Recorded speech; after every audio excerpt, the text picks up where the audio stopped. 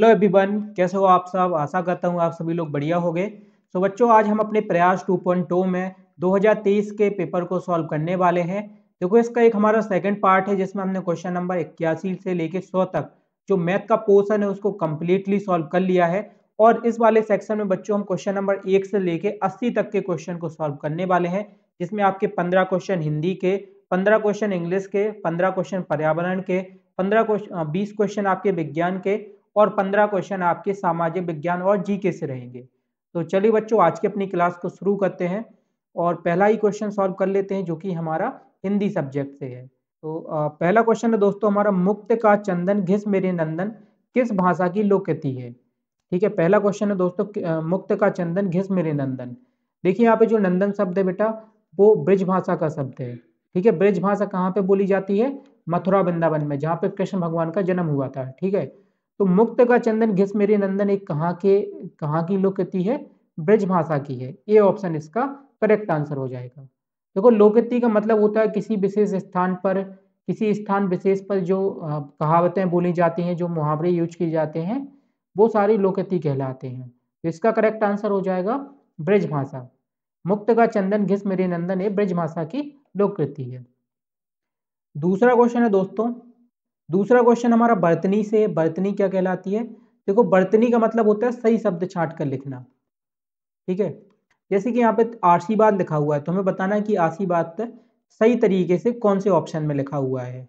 जैसे कि मान लो ABCD 4 ऑप्शन आपको दिए गए, हमें सही ऑप्शन में बताना है कि किस ऑप्शन में आशीर्वाद है वो सही तरीके से लिखा हुआ है। तो आशीर्वाद पढ़ते हैं अपन, क्या पढ़ते हैं? आशीर्वाद पढ़ते हैं। ठीक है, आशीर्वाद को लिखने का जो सही तरीका होता है वो कुछ ए होता है, आशीर्वाद। ठीक है, ये इसका सही तरीका होता है। और आप देख सकते हो बेटा, यहाँ पे पहले ही ऑप्शन में सेम आपको यही दिया गया है। तो इसका आंसर हो जाएगा ए ऑप्शन। और यहाँ पे एक आप थोड़ा सा टिक देख रहे हो, जिस बच्चे का पेपर होगा उसने ये टिक लगाया होगा, तो इसको आपको नहीं देखना है, मैं आपको इसका आंसर है वो बताते जाऊंगा। तो इसका आंसर हो जाएगा दोस्तों ए ऑप्शन। आशीर्वाद को कुछ इस तरीके से लिखा जाता है। तीसरा क्वेश्चन आप स्क्रीन पर देख पा रहे हो। तीसरा क्वेश्चन है, पथ भूल न जाना पथिक कहीं, पथ में कांटे तो होंगे ही, किस कवि की रचना है? देखो, यहाँ पे जो एक कविता दी गई है, पथ भूल न जाना पथिक कहीं, पथ में कांटे तो होंगे ही, ये एक पाठ है, एक कविता है जिसका नाम है पथिक। उस कविता से दो पंक्तियां ली गई हैं। और इस पथिक कविता की जो रचना की है वो शिव मंगल सिंह सुमन ने की है। बी ऑप्शन इसका करेक्ट आंसर हो जाएगा। ठीक है, तो क्वेश्चन नंबर 3 का आंसर है बी ऑप्शन। आगे बढ़ते हैं अगले क्वेश्चन पे। चौथा क्वेश्चन है, निर्मल शब्द का सही संधि विच्छेद है। देखो, जो निर्मल का संधि विच्छेद किया जाता है वो कुछ इस तरीके से किया जाता है।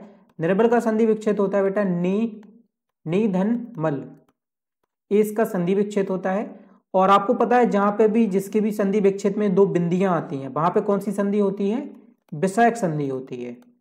ठीक है, तो निर्मल का जब हम संधि विच्छेद करते हैं तो कुछ इस तरीके से आता है, निर्धन मल।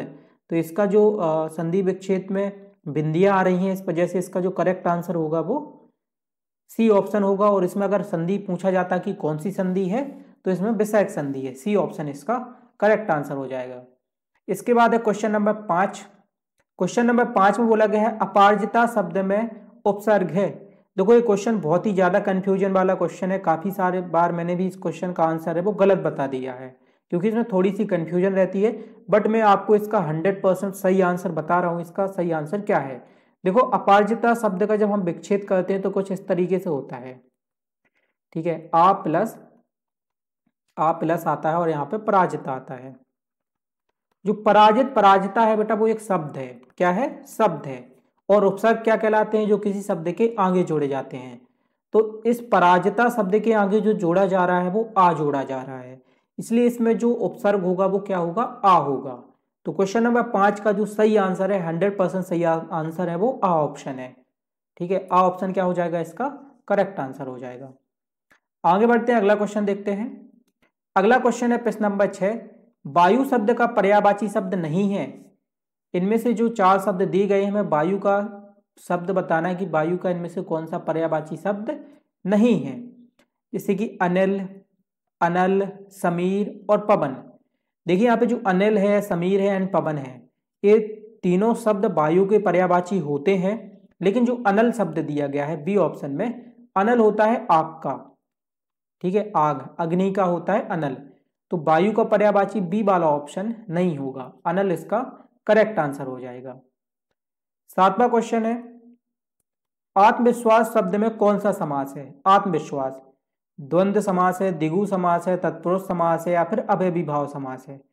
देखो, आत्मविश्वास का जब हम समास का विच्छेद करते हैं तो इसका मतलब आता है आत्मा पर विश्वास, और आत्मा पर विश्वास जो ये समास है वो सी वाला ऑप्शन तत्पुरुष समास है, ठीक है। तो इसका करेक्ट आंसर हो जाएगा तत्पुरुष समास। देखो, द्वंद्व समास में क्या होता है? द्वंद्व समास में बीच में इसके डैश आता है, जैसे कि मैंने आपको क्लास में पढ़ाया हुआ है, मैम ने आपको पढ़ाया हुआ है, रात और दिन के बीच में क्या आता है? डैश आता है। द्विगु समास में क्या रहता है? संख्या दी रहती है, जैसे कि पंच, पंच यानी 5। तो इसका जो करेक्ट आंसर है वो सी ऑप्शन तत्पुरुष समास है। आगे बढ़ते हैं, अगला क्वेश्चन देखते हैं, ठीक है। तो 8वां क्वेश्चन आप लोग स्क्रीन पर देख पा रहे हो, थोड़ा सा स्लाइड को अपन फिक्स कर लेते हैं, ठीक है। 8वां क्वेश्चन है, गीता ईमानदार है और प्रतिभाशाली भी है, यह वाक्य है। गीता ईमानदार है और प्रतिभाशाली भी है। देखो, अगर गीता ईमानदार है, एक पहला तो ये वाक्य हो गया, और उसके बाद है प्रतिभाशाली भी है, तो दूसरा वाक्य हो गया। तो जब दो वाक्यों को एक साथ लिखा जाता है तो उसको क्या बोलते हैं? संयुक्त वाक्य बोलते हैं। तो गीता ईमानदार है और प्रतिभाशाली भी है, इसमें कौन सा वाक्य होगा? सी ऑप्शन संयुक्त वाक्य होगा। देखिए, अगर यहाँ पे होता गीता ईमानदार है तो ये साधारण वाक्य हो जाता, लेकिन यहाँ पे ये भी दिया गया है कि गीता ईमानदार है और प्रतिभाशाली भी है, मतलब कि ये 8वां क्वेश्चन है, उसका सी ऑप्शन करेक्ट आंसर होगा संयुक्त वाक्य। मूव करते हैं अगले क्वेश्चन पे। प्रश्न नंबर 9 है, धुआंधार प्रपात किस नदी के जल के गिरने से बनता है? धुआंधार प्रपात, देखो, जो धुआंधार प्रपात बनता है वो नर्मदा नदी के गिरने से बनता है। जब नर्मदा नदी संगमरमर की चट्टानों से नीचे गिरती है तो धुआंधार जलप्रपात बनता है। तो नर्मदा नदी बनाती है, ये कहाँ पे बनता है? तो ये भेड़ाघाट में बनता है। आप लोगों ने नाम सुना होगा भेड़ाघाट, ठीक है। भेड़ाघाट कहाँ पर है? जबलपुर में है। तो इन 3 चीजों को याद रखना। धुआंधार प्रपात किस नदी से बनता है? नर्मदा नदी से बनता है। कहाँ पे बनता है? तो भेड़ाघाट में बनता है। भेड़ाघाट कौन से जिले में है? तो जबलपुर जिले में है। चलिए अगला क्वेश्चन देखते हैं दोस्तों। अगला क्वेश्चन है हमारा प्रश्न नंबर 10। प्रश्न नंबर 10 में बोला गया है, पटना शहर का पुराना नाम क्या है? पटना शहर का नालंदा, पाटलिपुत्र, बिहार, और इनमें से कोई नहीं। देखो, जो पटना है वो वर्तमान में बिहार की राजधानी है, लेकिन इसका जो प्राचीन नाम है वो पाटलिपुत्र है, ठीक है। बी ऑप्शन इसका करेक्ट आंसर हो जाएगा। पटना शहर का पुराना नाम पाटलिपुत्र है। इसके बाद दोस्तों 11वां क्वेश्चन है हमारा, तत्सम शब्द है। इसमें हमें तत्सम शब्द बताना है, खेत, प्रस्ताव, ऊंचा और दूसरा। इसमें जो तत्सम शब्द है वो प्रस्ताव, बी ऑप्शन है। तत्सम शब्द वे शब्द होते हैं जो संस्कृत भाषा के शब्द होते हैं, तो संस्कृत भाषा के शब्द को क्या बोलते हैं? तत्सम शब्द बोलते हैं। आगे बढ़ते हैं दोस्तों, अगला क्वेश्चन 12वां क्वेश्चन है हमारा,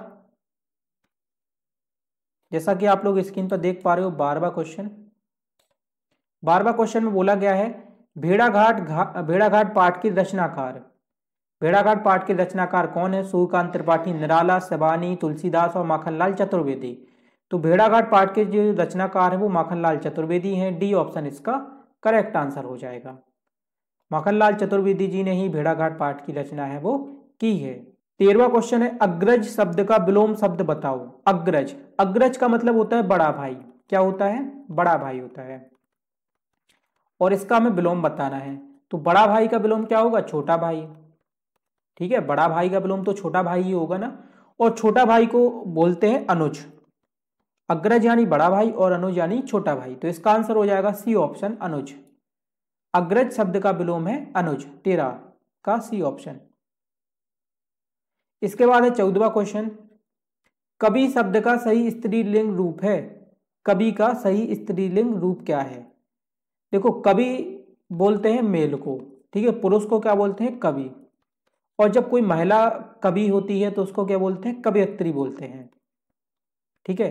इसका जो सही आंसर होगा वो डी ऑप्शन, कवयित्री, इसका सही आंसर हो जाएगा। डी ऑप्शन इसका करेक्ट आंसर है। इसके बाद दोस्तों अगला क्वेश्चन है प्रश्न नंबर 15। राकेश शब्द में कौन सी संधि है? राकेश शब्द में संधि बतानी है, तो बेटा राकेश शब्द में जो संधि है वो गुण स्वर संधि है, 15 का ए ऑप्शन करेक्ट आंसर हो जाएगा। और इसको कैसे सॉल्व करना है, इसमें राकेश में गुण स्वर संधि कैसे है वो आपको क्लास में पढ़ाया गया है। चलिए आगे बढ़ते हैं बेटा, अगला क्वेश्चन देखते हैं। ठीक है, तो हमारी हिंदी यहाँ पे समाप्त हो जाती है, हिंदी के 15 क्वेश्चन पूरे हो चुके हैं। अब यहाँ पे हम इंग्लिश के भी 15 क्वेश्चन है उनको सॉल्व करने वाले हैं 2023 के पेपर के। चलिए बहुत बढ़िया। तो पहला ही क्वेश्चन है हमारा 16वां, अ बर्निंग इशू मीन। अब बर्निंग इशू मीन का मतलब क्या होता है, अब बर्निंग इशू का मतलब क्या होता है? A painful topic, unimportant topic, unwanted topic और यूजलेस टॉपिक। देखो बर्निंग इशू, बर्निंग का मतलब होता है जलना और इशू मतलब होता है कोई समस्या। तो कोई जलने वाली समस्या ये वर्ड तब यूज किया जाता है जब कोई इंपॉर्टेंट टॉपिक हो। ठीक है, बी ऑप्शन इसका करेक्ट आंसर हो जाएगा। A burning issue mean an important topic, B option is the correct answer. 17 question है, choose the correct alternative and fill in the blank. No sooner the thief see the police then he run away. यानी कि चोर ने police को देखा और फिर वो भागने लगा। इसमें क्या आएगा, डू, डज, डिड या डन। नो सूनर के साथ हमें बताना है कि यहाँ पे कौन सी हेल्पिंग वर्ब है वो यूज की जाएगी। तो नो सूनर के साथ जो हेल्पिंग वर्ब यूज की जाएगी वो डिड आएगी। ठीक है, क्योंकि यहाँ पे आप रैन देखो, रैन कौन सा फॉर्म है, सेकंड फॉर्म है। ठीक है, तो यहाँ पे हेल्पिंग वर्ब कौन सी आएगी, डिड आएगी। सी ऑप्शन इसका करेक्ट आंसर हो जाएगा। 18वां क्वेश्चन है, my brother obviously is than me.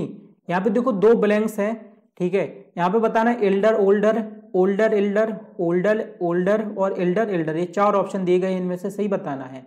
My brother obviously is than me, इनमें से क्या आएगा? देखो एल्डर का मतलब होता है बड़ा और ओल्डर यानी होता है पुराना या बड़ा, इसका भी मतलब सेम होता है। ठीक है, तो यहाँ पे आएगा दोस्तों पहला ऑप्शन, माई एल्डर यानी मेरा बड़ा भाई, ऑब्वियसली इज ओल्डर यानी जाहिर सी बात है कि जो मेरा बड़ा भाई है वो मुझसे कैसा होगा, बड़ा होगा, उम्र में ज्यादा होगा। ठीक है, तो इसका आंसर होगा दोस्तों A option, my elder brother यानी मेरा बड़ा भाई, और ऑब्वियसली का मतलब है जाहिर सी बात है, ओल्डर देन मी मतलब वो मुझसे कैसा है, ओल्डर है, बड़ा है। चलिए आगे बढ़ते हैं दोस्तों, 19वां क्वेश्चन देखते हैं। He said Raju is writing the indirect speeches. देखो यहाँ पे डायरेक्ट स्पीच में दिया गया है he said Raju is writing, इसको हमें बनाना है इनडायरेक्ट स्पीच में। ठीक है, कैसे बनाएंगे? तो यहाँ पे देखो ये सेम रहेगा, ही सेड यानी उसने कहा। अब दो सेंटेंस को हम जोड़ते हैं दैट से, तो यहाँ पे दैट से जोड़ देंगे। इसके बाद आएगा देखो यहाँ पे इज है, इज बदल जाएगा हमारा बाज में, तो हो जाएगा राजू बाज राइटिंग। ठीक है, ए इसका क्या हो जाएगा, करेक्ट आंसर हो जाएगा। ही सेड दैट राजू बाज राइटिंग, ए ऑप्शन इसका करेक्ट आंसर है। इसके बाद आगे बढ़ते हैं दोस्तों, अगला क्वेश्चन देखते हैं, question number 20। Right the positive degree of holiest. Holiest का मतलब होता है पवित्र, तो इसकी पॉजिटिव डिग्री लिखनी है। देखो जो होलीएस्ट होता है ना, ये हमारा यहाँ पे सुपरलेटिव डिग्री में, इसको हम जब पॉजिटिव में बनाएंगे तो हमारा हो जाएगा दोस्तों होली। होली का मतलब होता है पवित्र। ठीक है, इस होली की सुपरलेटिव डिग्री होती है होलीएस्ट, तो इसकी जो पॉजिटिव डिग्री होगी वो क्या होगी, होली होगी, HOLY, इसका मतलब होता है पवित्र। सी ऑप्शन इसका करेक्ट आंसर हो जाएगा। चलो अब मूव करते हैं अपने अगले क्वेश्चन पे। यहाँ पे सिनोनिम्स लिखा हुआ है, सिनोनिम्स का मतलब होता है पर्यायवाची, एंटोनिम्स का मतलब होता है विलोम। तो right the synonyms of Foy, इस जो यहाँ पे शब्द लिखा हुआ है FOE फॉय, इसका हमें क्या बताना है, पर्यायवाची बताना है। तो सपोर्टर, असिस्टेंट, फ्रेंड और अपोनेंट। तो फॉय का जो पर्यायवाची होता है वो अपोनेंट होता है, डी ऑप्शन इसका करेक्ट आंसर हो जाएगा। देखो जो FOE है ना फॉय, इसका मतलब होता है दुश्मन। ठीक है, और जो अपोनेंट है इसका मतलब होता है विरोधी। तो दुश्मन और विरोधी एक दूसरे के पर्यायवाची हैं। ठीक है, तो इसका आंसर क्या होगा, अपोनेंट होगा। चलिए आगे बढ़ते हैं दोस्तों, अगला क्वेश्चन देखते हैं। अगला क्वेश्चन है question number 22। The poem another chance tells us, यानी कि जो पोएम है अनदर चांस वो हमसे क्या कहती है, टू बी सैड मतलब हमें उदास रहना चाहिए, टू मेक मनी हमें पैसे कमाना चाहिए, never to give up in despair मतलब हमें कभी भी हार नहीं माननी चाहिए, इसी तरीके सिनोनिम्स के अर्थ में, और टू बी हैप्पी हमें खुश रहना चाहिए। तो अनदर चांस का मतलब होता है एक और मौका, और एक जो पोएम का जो सारांश निकलता है वो ये है कि हमें कभी भी हार नहीं माननी चाहिए, कभी भी उदास नहीं रहना चाहिए। तो इसका आंसर हो जाएगा never to give up in despair, C option इसका करेक्ट आंसर है। तो क्वेश्चन नंबर 22 का सी ऑप्शन हो जाएगा। इसके बाद दोस्तों यहाँ पे 23 वर्ड दिया गया है, क्वेश्चन दिया गया है, sorry. The word OTMNER is jumbled, choose the correct word. देखो जम्बल वर्ड में क्या होता है कि हमें जो स्पेलिंग के वर्ड है वो आगे पीछे दिए रहते हैं, उनको हमें एक करेक्ट फॉर्म में लिखना होता है। तो इस OTMNER से जो हमारा वर्ड बनेगा वो कुछ इस तरीके से बनेगा, MENTOR, मेंटर। मेंटर का मतलब होता है जो हमें सलाह दे, सही समझाइश दे, उसको क्या बोलते हैं, मेंटर बोलते हैं। तो इस जंबल वर्ड को जब हम करेक्ट करेंगे तो इससे बनेगा मेंटर, सी ऑप्शन इसका करेक्ट आंसर हो जाएगा। चलो अब मूव करते हैं अगले क्वेश्चन पे। 24 क्वेश्चन है, she heard some mice in the dark room, यानी उसने सुना कुछ चूहों की आवाज एक अंधेरे कमरे में। अब चूहों की आवाज कैसी होती है, ट्रम्पिटिंग, स्क्वीइंग, स्क्वेलिंग और हाउलिंग। तो चूहों की जो आवाज होती है वो स्क्वेकिंग होती है, स्क्वेकिंग, ठीक है। बी ऑप्शन इसका क्या हो जाएगा, करेक्ट आंसर हो जाएगा। चलो आगे बढ़ते हैं बेटा, अगला क्वेश्चन देखते हैं। अगला क्वेश्चन है 25, the girl ran very fast in the race, the underlined word is the sentences. तो कोई पूरा सेंटेंस दिया गया है ना, the girl run very fast in the race. यहाँ पे जो फास्ट वर्ड है वो क्या है, उसको हमें बताना है। नाउन है, वर्ब है, एडजेक्टिव है और एडवर्ब है। देखिए जो यहाँ पे फास्ट शब्द है ना, वो बता रहा है कि वो रन कर रही है, दौड़ रही है, कैसी, तेज दौड़ रही है। और दौड़ना क्या है बेटा, क्रिया है। खाना पीना, चलना, दौड़ना, सोना, ये क्या है, क्रिया है। और जो फास्ट वर्ड है वो बता रहा है कि वो दौड़ कैसी रही है, तेज दौड़ रही है। मतलब वो फास्ट वर्ड क्या बता रहा है, क्रिया की विशेषता बता रहा है। तो जहां पे भी क्रिया की विशेषता बताई जाती है उसको क्या बोलते हैं, क्रिया विशेषण बोलते हैं, इंग्लिश में एडवर्ब बोलते हैं। तो जो फास्ट वर्ब है वो क्या है, एडवर्ब है। जो फास्ट वर्ड दिया गया है वो एन एडवर्ब है, डी ऑप्शन इसका करेक्ट आंसर हो जाएगा। ठीक है, नाउन क्या होगा इसमें, जो गर्ल है वो नाउन हो जाएगा। वर्ब क्या हो जाएगा, रन, यहाँ पे दौड़ना जो वर्ब है वो हो जाएगा। ठीक है, चलिए अगर आगे बढ़ते हैं, अगला क्वेश्चन देखते हैं। अगला क्वेश्चन है क्वेश्चन नंबर 26, ऑप्सिप्स। यहाँ पे ब्लैंक है और बताना है कि यहाँ पे क्या आएगा, HERD, फ्लीट, स्वयं और बेटलाइन। ठीक है, इन चार ऑप्शन में से बताना है क्या आएगा। तो ऑप्सिप्स यहाँ पे आएगा दोस्तों फ्लीट, बी ऑप्शन इसका करेक्ट आंसर हो जाएगा। इसके बाद अगला क्वेश्चन है 27, आइडेंटिफाई द करेक्ट स्पेलिंग। इनमें से जो चार स्पेलिंग दी गई हैं अकोमोडेट की, हमें करेक्ट स्पेलिंग बतानी है। तो अकोमोडेट की जो करेक्ट स्पेलिंग होती है वो डी ऑप्शन, ठीक है, ये इसकी करेक्ट स्पेलिंग हो जाएगी। चलो आगे बढ़ते हैं दोस्तों। 28 है हमारा, the correct antonyms of the word hope. देखो होप यानी होता है आशा, और इसका हमें बिलोंग बताना है, डिस्पेयर, होपलेस, बिस और स्टार्ट। अब बहुत सारे लोग सोच रहे होंगे कि इसका आंसर होपलेस होगा, बी ऑप्शन। ये बिल्कुल ही गलत है, इसका बी ऑप्शन नहीं होगा। होप यानी होता है आशा और डिस्पेयर यानी होती है निराशा। ये ऑप्शन क्या हो जाएगा, इसका करेक्ट आंसर हो जाएगा बी। कोई भी बी ऑप्शन में जो दिया गया है वो कोई भी स्पेलिंग नहीं होती, इसलिए इसका आंसर नहीं होगा। करेक्ट आंसर इसका डिस्पेयर होगा। डिस्पेयर यानी क्या होती है, निराशा होती है। चलो आगे बढ़ते हैं बच्चों, अगला क्वेश्चन देखते हैं। अगला क्वेश्चन है हमारा 29, the plural form of louse. Louse का प्लूरल बताना है। देखो मैं इसी से सिमिलर और बता देता हूं। देखो जो माउस का प्लूरल होता है ना वो क्या होता है, माइस होता है, MICE। ठीक है, उसी तरीके से जो लाउस का प्लूरल होता है ना वो क्या होता है, लाइस होता है, LICE। और इस कॉन्सेप्ट को याद रखना, इनमें से जरूर एक क्वेश्चन कभी ना कभी आ जाता है। तो लाउस का जो प्लूरल होगा वो क्या होगा, लाइस होगा। ठीक है, सी ऑप्शन क्या हो जाएगा, इसका करेक्ट आंसर हो जाएगा। अगला क्वेश्चन है क्वेश्चन नंबर 30, ही प्रेफर्स कॉफी टी। यहां पे कुछ फिल इन द ब्लैंक्स में आना है। तो 2 आएगा, देन आएगा, 4 आएगा या फिर THEN आएगा। He prefers coffee than tea. देखो यहाँ पे तुलना की गई है किसकी, कॉफी की और टी की। तो जहां पे भी तुलना की जाती है वहां पे क्या आता है, देन आता है। ठीक है, वो पसंद करता है कॉफी को किसकी तुलना में, चाय की तुलना में। उसको कॉफी पसंद है किसकी तुलना में, चाय की तुलना में। तो क्वेश्चन नंबर 30 तक हमारे सारे क्वेश्चन है वो सॉल्व हो गए हैं और इस तरीके से हमारी इंग्लिश भी कंप्लीट हो गई है। चलो अब मूव करते हैं अगले क्वेश्चन पे, और यहाँ से हमारी जो पर्यावरण है वो स्टार्ट हो जाती है। पर्यावरण में हमारा पहला क्वेश्चन है, जैसे कि आप लोग देख पा रहे हो स्क्रीन पर, 31 क्वेश्चन। चलो 31 क्वेश्चन है हमारा, which of the following element make e waste hazard in nature, यानी कि निम्नलिखित में से कौन सा तत्व ई कचरे को प्रकृति में सब खतरनाक बनाता है? सीसा, कांच, प्लास्टिक या फिर लोहा। तो दोस्तों इसका आंसर है वो सीसा है। लेड सबसे ज्यादा खतरनाक बनाता है ई कचरे को प्रकृति में, ठीक है। ये ऑप्शन इसका करेक्ट आंसर हो जाए। 32वां क्वेश्चन है हमारा, disease caused by air pollution are, मतलब वायु प्रदूषण से होने वाले रोगों के नाम है। तो वायु प्रदूषण से जो रोग होते हैं वो अस्थमा और तपेदिक होते हैं, ठीक है। बी ऑप्शन इसका करेक्ट आंसर हो जाएगा। आगे बढ़ते हैं दोस्तों।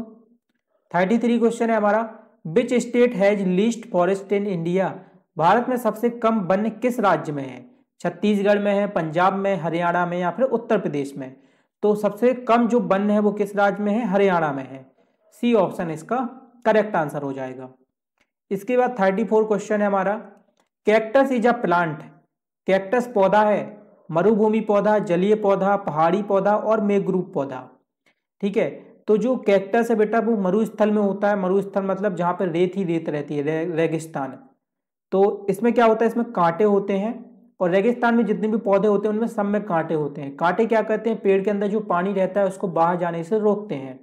तो कैक्टस कहाँ का पौधा है? ए ऑप्शन इसका सही आंसर हो जाएगा, मरुभूमि का पौधा है। आगे बढ़ते हैं, अगला क्वेश्चन देखते हैं। ओके, अगला क्वेश्चन है क्वेश्चन नंबर 35, और 35 क्वेश्चन में दिया गया है, भारत में वृक्षों का आदमी किसे कहा जाता है? Who is called the man of trees in India? Sunderlal Bahuguna, Hemvati Nandan Bahuguna, Subhashini Bahuguna और सोमदत्त बहुगुणा। तो सुंदरलाल बहुगुणा है, उनको वृक्षों का आदमी कहा जाता है, और इन्होंने ही वृक्षों को बचाने के लिए चिपको आंदोलन को स्टार्ट किया था। तो ए ऑप्शन इसका करेक्ट आंसर हो जाएगा। इसको जरूर से याद रखना, ये काफी इंपॉर्टेंट क्वेश्चन है, कभी ना कभी पेपर में पूछ लेता है। तो चिपको आंदोलन के प्रवर्तक भी सुंदरलाल बहुगुणा थे। आगे बढ़ते हैं दोस्तों, अगला क्वेश्चन देखते हैं। 36 है, in which sphere of atmosphere ozone layer is found, यानी कि ओजोन परत वायुमंडल के किस मंडल में पाई जाती है? क्षोभ मंडल में, समताप मंडल में, आयन मंडल में और ब्रह्म मंडल में, बाह्य मंडल में, ठीक है। तो इसको अपन ने पढ़ा हुआ है। जो समताप मंडल है, बी ऑप्शन, उसमें क्या पाई जाती है? ओजोन परत पाई जाती है। तो स्ट्रेटोस्फेयर इसका सही आंसर हो जाएगा, बी ऑप्शन इसका सही आंसर हो जाएगा। आगे बढ़ते हैं अगले क्वेश्चन की ओर। अगला क्वेश्चन है 37, which of the following object is opaque to light, निम्नलिखित में से कौन सी वस्तु प्रकाश के लिए अपारदर्शी है? अपारदर्शी का मतलब जिसमें से प्रकाश नहीं जाता है। तो प्योर वाटर, गिलास, एयर और वुड, यानी कि शुद्ध पानी, शीशा, हवा और लकड़ी। तो इसका करेक्ट आंसर होगा दोस्तों डी ऑप्शन। देखो लकड़ी अगर आप बीच में रख दोगे, यहाँ से टॉर्च की रोशनी डालोगे तो वो यहाँ पे वापस नहीं जाएगी, है ना, वो बीच में क्या रह जाएगी? रुक जाएगी। तो इसमें जो अपारदर्शी है, जिसमें से लाइट नहीं जाती, प्रकाश नहीं जाता है, वो लकड़ी है। तो डी ऑप्शन इसका करेक्ट आंसर हो जाएगा। इसके बाद 38 क्वेश्चन है। 38 में बोला गया है, the dark cone shaped cloud is called, यानी गहरे रंग के कीपाकार बादल कहलाते हैं। तो गहरे रंग के जो कीपाकार बादल कहलाते हैं वो टॉर्नेडो कहलाते हैं। ए ऑप्शन इसका करेक्ट आंसर हो जाएगा। तो 38 का है ए ऑप्शन, टॉर्नेडो। मूव करते हैं अगले क्वेश्चन पर, क्वेश्चन नंबर 39 पे। इसके बाद 39वां question, which of the following is not an abiotic factor in environment, यानी निम्नलिखित में से कौन पर्यावरण में अजैविक कारक नहीं है? जल, हवा, पौधा और भूमि। तो इसका आंसर है पौधा, सी ऑप्शन, ठीक है। पौधा कभी भी प्रकृति में बाधा नहीं डालते हैं, ये अजैविक कारक नहीं है। सी ऑप्शन इसका करेक्ट आंसर हो जाएगा। इसके बाद है 40वां क्वेश्चन, विच वेदा डिस्क्राइब एस्ट्रोलॉजी, यानी खगोलीय विद्या का वर्णन किस वेद में है? यजुर्वेद में, सामवेद में, ऋग्वेद में और अथर्ववेद में। तो ऋग्वेद में जो खगोल विद्या है, जो अंतरिक्ष से संबंधित विद्या है, उसका वर्णन किया गया है। सी ऑप्शन इसका करेक्ट आंसर हो जाएगा। इसके बाद है build life protection act was passed in, यानी कि वन्य जीव सुरक्षा अधिनियम पारित किया गया था 1960 में, 1962 में, 1972 में। देखिए वन्य जीव सुरक्षा अधिनियम क्या है? तो जो जंगल में जीव रहते हैं उनकी रक्षा के लिए एक कानून बनाया गया था, जिसको क्या बोलते हैं? वन्य जीव सुरक्षा अधिनियम बोलते हैं। ये एक्ट है और ये बनाया गया था 1972 में, यानी कि सी ऑप्शन 1972 इसका करेक्ट आंसर हो जाएगा। इसके बाद अगला क्वेश्चन है 42, it is substance that depletes the ozone layer, मतलब ओजोन परत को क्षय करने वाला पदार्थ है। CNG है, MIC है, O3 है या फिर CFC है। ओजोन परत को जो सबसे ज्यादा नुकसान हो रहा है वो CFC के कारण हो रहा है। CFC एक कारक है जो कि फ्रिज की गैस में यूज किया जाता है, जो अपने घरों में फ्रिज यूज होते हैं उसमें CFC होता है। देखो CFC का जो फुल फॉर्म होता है वो क्लोरोफ्लोरोकार्बन होता है, इसको याद कर लेना, पेपर में कभी ना कभी पूछ लेता है। ठीक है, CFC का फुल फॉर्म क्या होता है? क्लोरोफ्लोरोकार्बन होता है। तो इसका जो आंसर हो जाएगा वो डी ऑप्शन हो जाएगा। ओजोन परत को सबसे ज्यादा जो क्षय कर रहा है वो कौन कर रहा है? CFC कर रहा है। आगे बढ़ते हैं अगले क्वेश्चन पे। ओके, तो अगला क्वेश्चन है हमारा क्वेश्चन नंबर 43, और 43 क्वेश्चन में बोला गया है आइडियल फ्यूलेज यानी कि आदर्श ईंधन है कोयला, लकड़ी, केरोसिन और LPG। देखो आदर्श ईंधन क्या होता है? जिसमें से ना धुआं निकले और वो जलने में भी कैसा हो? अच्छा हो, मतलब उसकी एफिशिएंसी ज्यादा हो, वो ऊर्जा भी ज्यादा देता हो। तो सबसे अच्छा जो आदर्श ईंधन है, देखो कोयला में तो धुआं निकलता है, लकड़ी में भी निकलता है, केरोसिन में भी निकलता है, लेकिन जो LPG है वो सबसे अच्छा आदर्श ईंधन है, आइडियल फ्यूल है, क्योंकि इसमें पहली बात तो धुआं नहीं निकलता और ये ऊर्जा भी ज्यादा देता है, इसमें ऊष्मा भी ज्यादा मिलती है ना, आग भी ज्यादा लगती है। तो इस तरीके से 43 का डी ऑप्शन है वो करेक्ट आंसर हो जाएगा, और LPG से बर्तन भी काले नहीं पड़ते। इसके बाद 44 क्वेश्चन है lichens are the indicators of pollution, यानी लाइकेन प्रदूषक के सूचक हैं। जो लाइकेन का यूज किया जाता है वो किस प्रदूषक के सूचक के रूप में यूज किया जाता है? जल के, NO2 यानी कि नाइट्रस ऑक्साइड, SO2 यानी कि सल्फर ऑक्साइड और CO2 यानी कार्बन डाइऑक्साइड। तो लिचेंस यानी कि लाइकेन का जो यूज किया जाता है वो SO2 सल्फर डाइऑक्साइड के प्रदूषक के सूचक के रूप में यूज किया जाता है। ठीक है, सल्फर डाइऑक्साइड ये इसका फुल नाम होता है। एंड यहाँ पे मैं LPG का आपको इससे पहले वाले क्वेश्चन में फुल फॉर्म बताना भूल गया था। तो LPG का बेटा फुल फॉर्म होता है लिक्विड पेट्रोलियम गैस, यानी कि द्रवित पेट्रोलियम गैस। पेपर में कभी कभी पूछ लेता है, इसको याद रखना, लिक्विड पेट्रोलियम गैस। चलिए, तो इस तरीके से हमारे दोनों क्वेश्चन कंप्लीट हो जाते हैं। आगे बढ़ते हैं, अगला क्वेश्चन देखते हैं।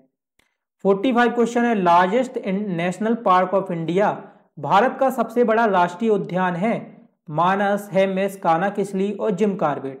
तो भारत का जो सबसे बड़ा राष्ट्रीय उद्यान है वो हेमिस है, बी ऑप्शन इसका करेक्ट आंसर हो जाएगा। एंड जो कानाकिसली है वो मध्य प्रदेश में है, इसको याद रखना, सी ऑप्शन का हो जाएगा मध्य प्रदेश। अगर कहीं पूछे कि कानाकिसली कहाँ पे है तो ये हमारे मध्य प्रदेश में है।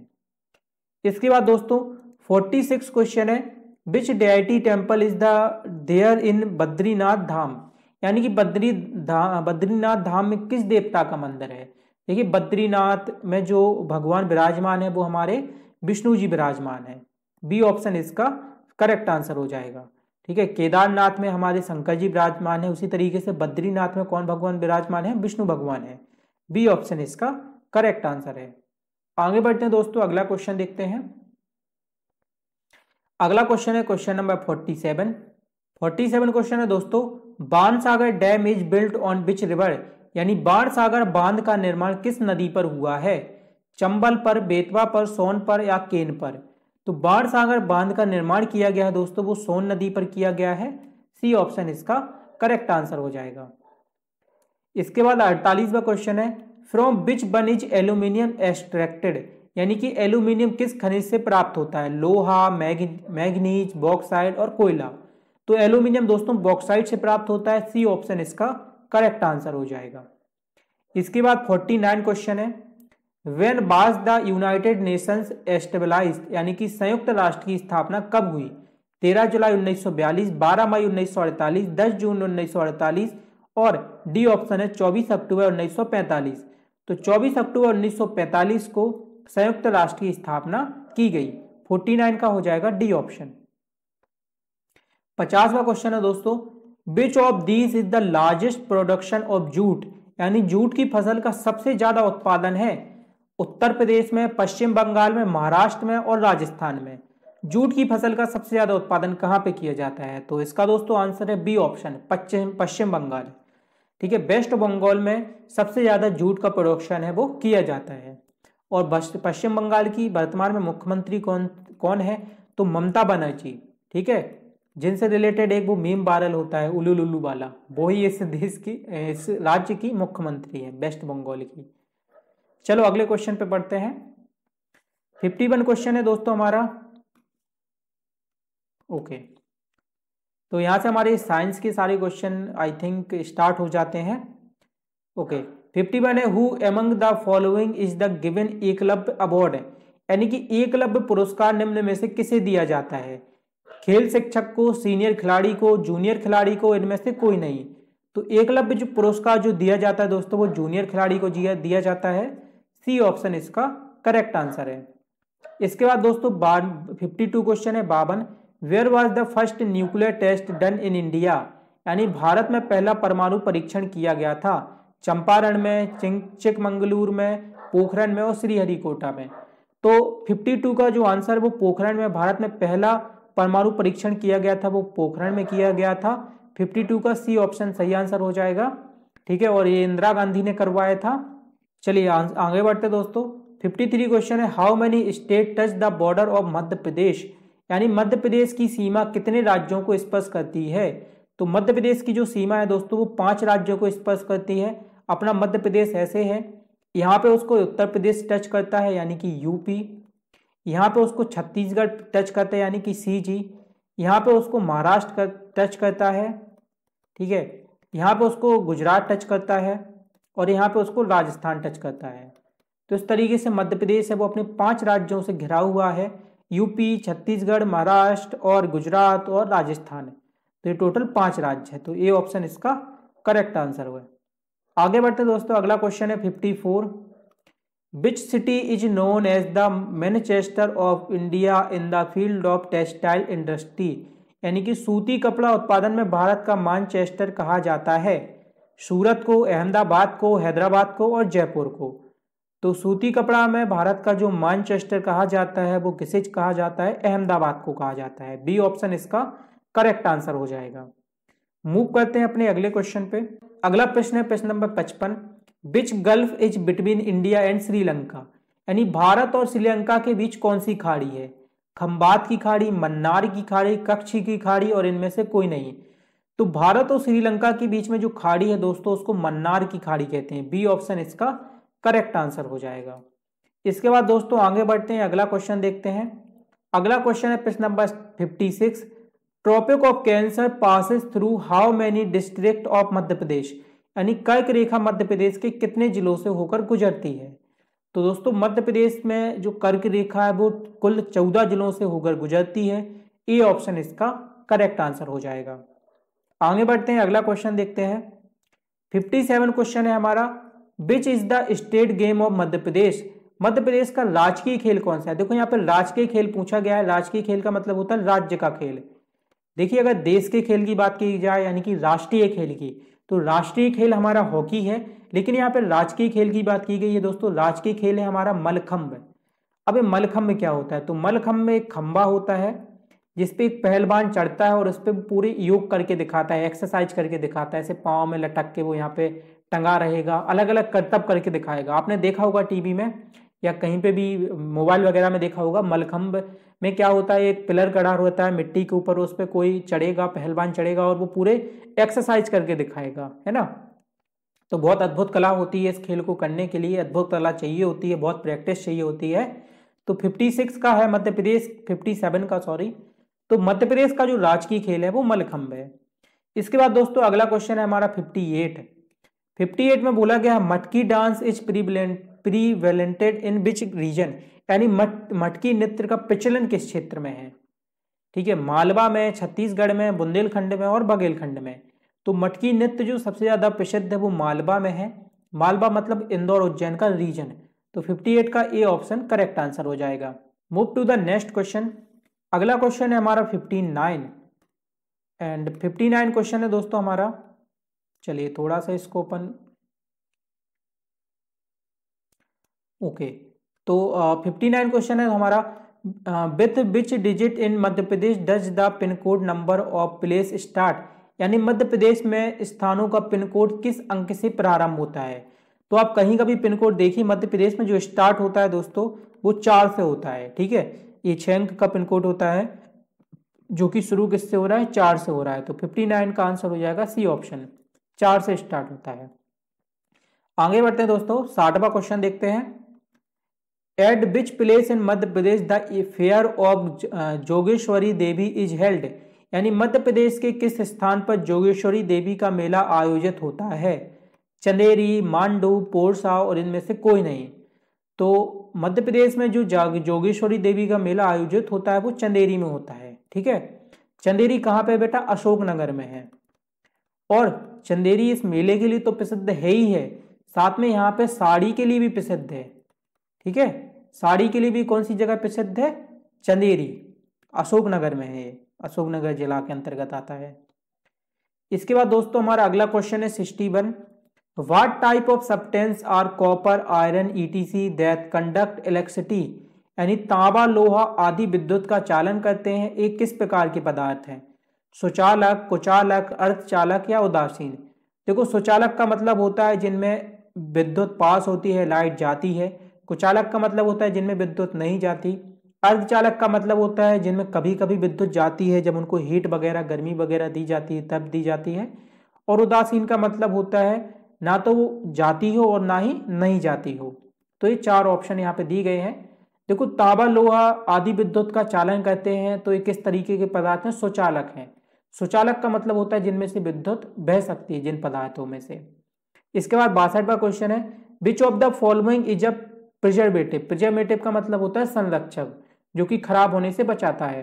तो 62वां क्वेश्चन है, निम्न में से कौन संरक्षक है। सोडियम बेंजोएट, साधारण नमक, सिरका और उपयुक्त सभी। तो दोस्तों इसका आंसर है सी ऑप्शन, सिरका। बहुत सारी चीजों को सड़ने से बचाने के लिए, खराब होने से बचाने के लिए उसमें सिरका मिलाया जाता है। सी ऑप्शन इसका करेक्ट आंसर हो जाएगा। मूव करते हैं अपने अगले क्वेश्चन पे। अगला क्वेश्चन है हमारा क्वेश्चन नंबर 63। और 63 क्वेश्चन में जैसा कि आप लोग देख पा रहे हो बेटा, इसमें बोला गया है कि the chemical formula of rust is, यानी जंग का सूत्र बताओ। जो घरों में लोहे पे जंग लग जाती है उसका सूत्र बताना है। Fe2O3, Fe2O3, X H2O, FeO और Fe3O4।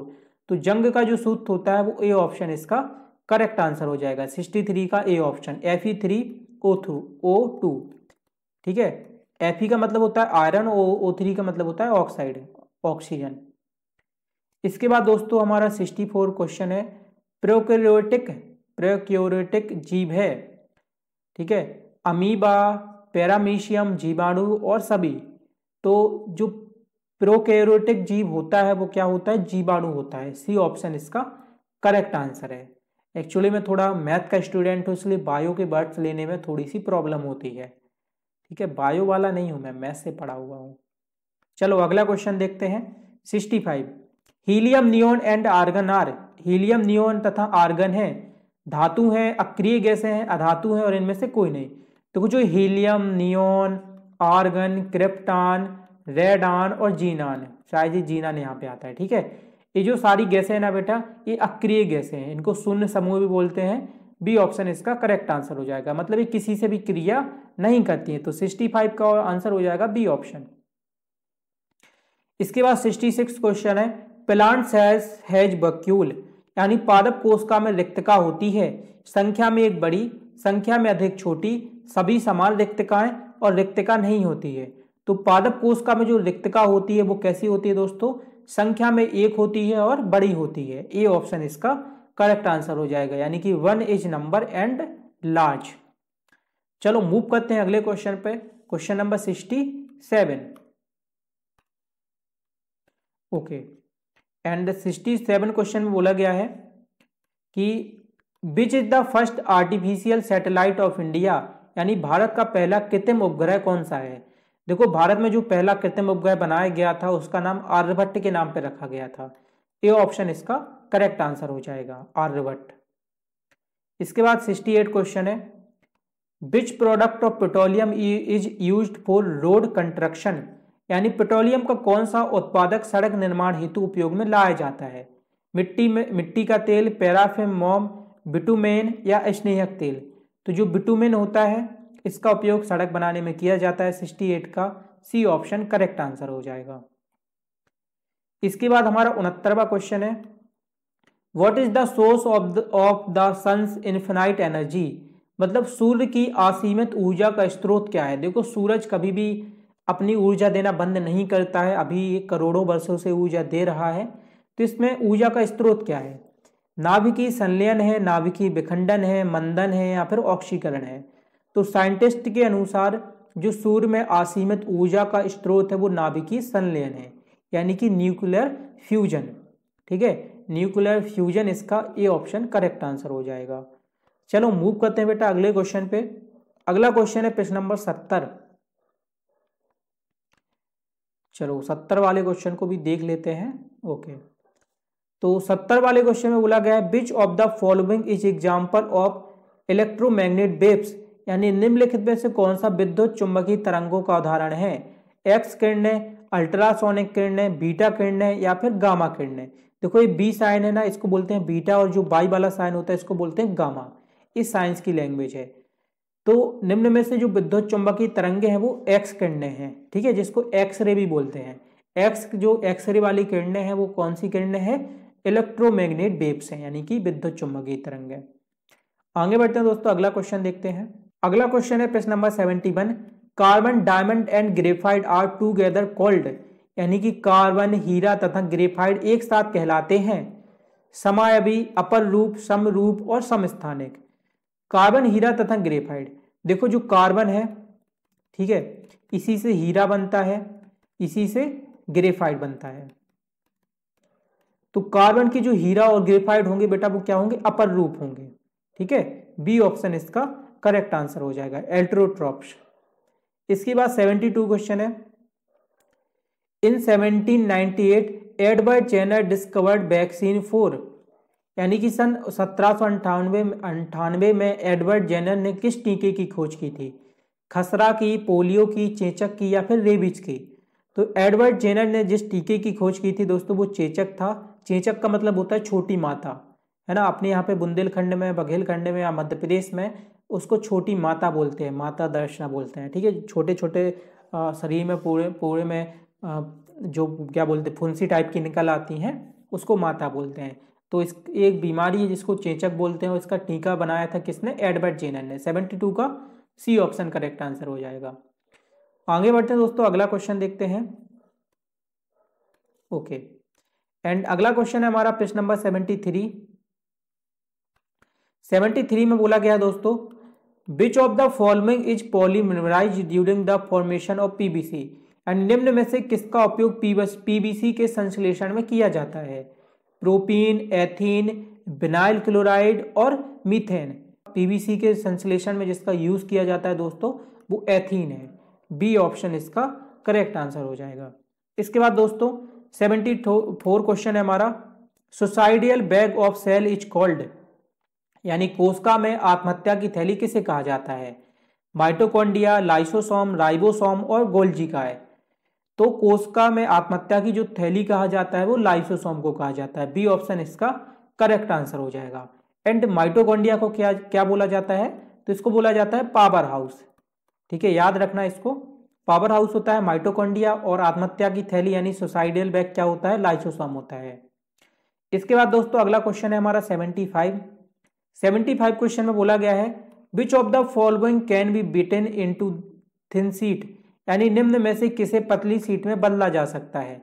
जिंक, फास्फोरस, सल्फर और ऑक्सीजन।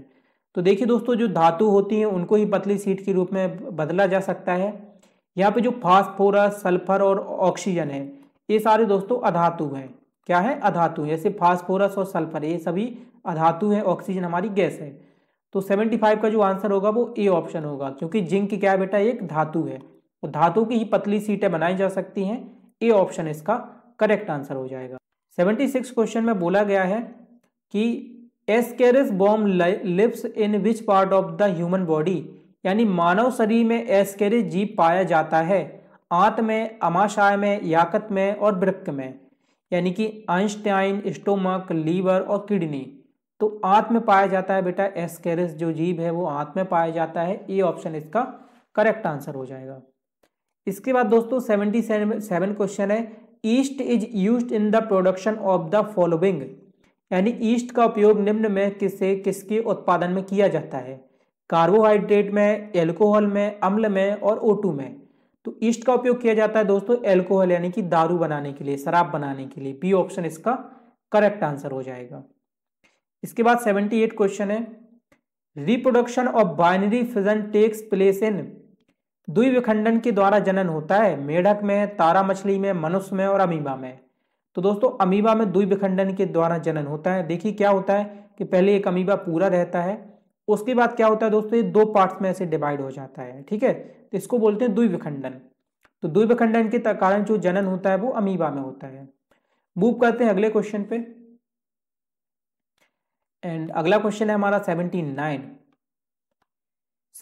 क्वेश्चन में दिया गया है दोस्तों, which of the following represent a physical change, यानी निम्न में से कौन भौतिक परिवर्तन को दर्शाता है?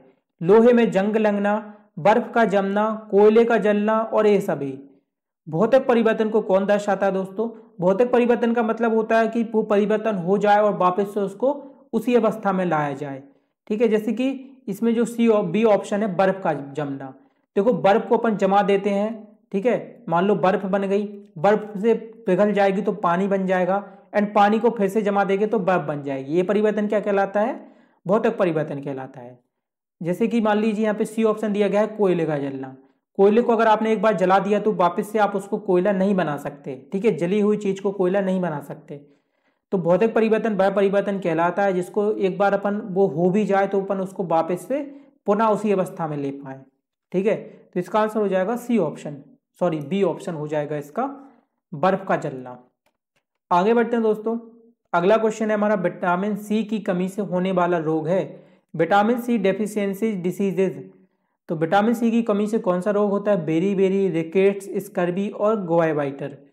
तो जो स्कर्वी रोग होता है दोस्तों वो विटामिन सी की कमी से होता है। इसका आंसर हो जाएगा सी ऑप्शन। एंड सारे विटामिन की कमी से जो रोग होते हैं वो मैंने आपको पढ़ा दिए हैं, तो एक बार उनको अच्छे से पढ़ लेना ताकि आपसे पेपर में अगर रोग की कमी से होने वाला कोई भी क्वेश्चन आए वो बन जाए। तो ये हमारे 80 क्वेश्चन दोस्तों पूरे कंप्लीट हो गए हैं। एंड पार्ट 2 में जो आपके 81 क्वेश्चन है मैथ के वो हमने सॉल्व किए हुए हैं, तो उस वीडियो को भी जरूर देख लेना। एंड इस वीडियो को देखने के लिए थैंक यू सो मच। अगर आपका किसी भी क्वेश्चन में कोई डाउट है तो आप लाइव चैट के थ्रू पूछ सकते हो। थैंक यू सो मच बच्चों, बाय बाय ऑल।